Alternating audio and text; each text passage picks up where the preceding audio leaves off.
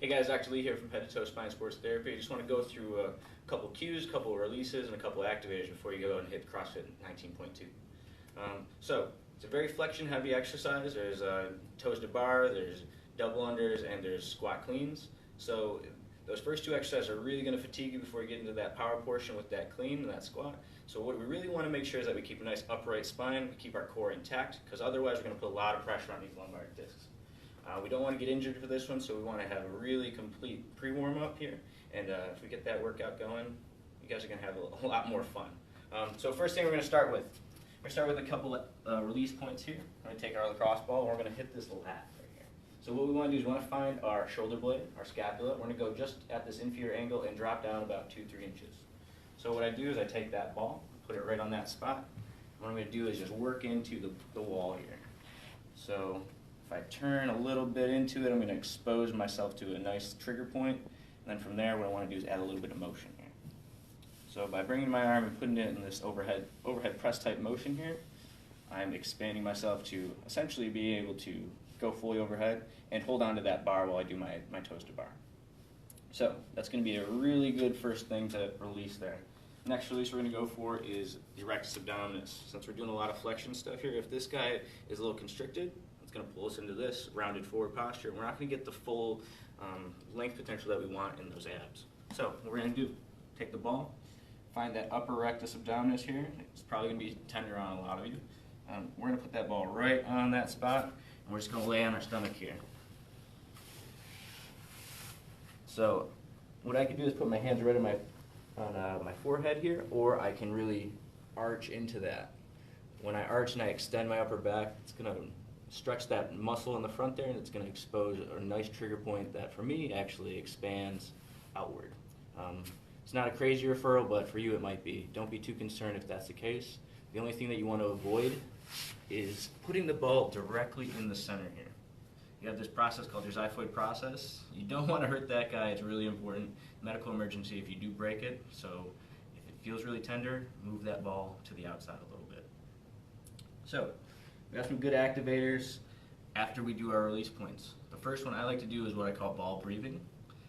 So we're going to take this ball right here, we're going to place it right on our belly button, and we're going to expand our stomach into protraction and retraction. So pushing our belly button towards the ceiling and pulling our belly button towards our spine. It's going to activate a muscle here called transversus abdominis, which is going to help us keep that upright posture while we're doing those squats cleans. So we're going to take the ball, I'm going to lie on the mat here. I'm going to put the ball right on my navel, and from here, all I want to do is pull my belly button inward and push my belly outward. So while I do this, I'm trying to keep my back flat on the ground here. And as I do it, you can probably see a little bit of rib flare, and that's going to signal to my body that my transversus abdominis is connecting with my diaphragm. So pulling in and pushing out. So I usually like to do that exercise for about 5 minutes. After about 2-3 minutes, you tend to get a little bit of fatigue in here. That's okay. Just keep moving, keep mobilizing. Next exercise, we're going to use a wall here. We're going to do what we call wall angel. So what I want to do is I want to walk my feet about a foot off the wall here. We're going to bend the knees so that they're right over top of my ankles. My knees and my feet are about hip width. From here, what I want to do is posteriorly rotate my pelvis. That's going to flatten my back against the wall here. I'm going to pull my belly button in like I was just doing with the ball. And what I want to do is pull my chest upward to get a little bit more extension of the thoracic spine. So from here, I'm going to pinch my shoulder blades back and a little bit up into elevation. And what I'm going to do is really expand my rib cage and just hold this posture. If this isn't stimulating enough for you, you can also move your arms forwards and back. But you want to keep your entire spine against the wall while you do this exercise. So for me, what I like to do when I move my arms, I'll do 3 sets of 10. What I'm feeling here is a little bit of activation right in here, my lower trapezius, my middle trapezius, and those parathoracic muscles. They're going to help me keep my back upright while I do this squat. So next exercise, last exercise, put those two together, is a Pavlov press. So we're going to take our little mobility band here. We're going to get a nice stance about hip width with our feet. We're going to pull ourselves into that posterior tilt to flatten the back out, give us a nice neutral spine. We're going to take this band, put it right in front of our chest, We're going to go forwards and back. This is a nice anti-rotation exercise. I'm not letting the band pull me every which way. I'm not fighting it to make sure it goes to the side or not. I'm just going forwards and back. If I really wanted to, I can also add a little twist.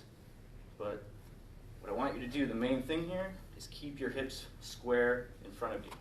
If we're rotating up top, our lower back and our hips don't come with us.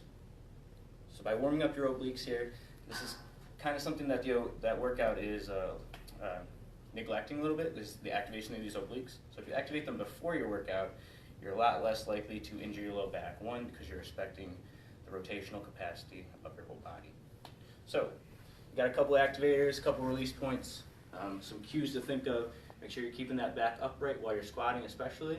That's going to predispose you to fatigue, one, because it's a wasted movement, not as efficient as you can be, and two, it could injure you. So take your body, listen to it, and do what you can. Thanks guys, see you next time.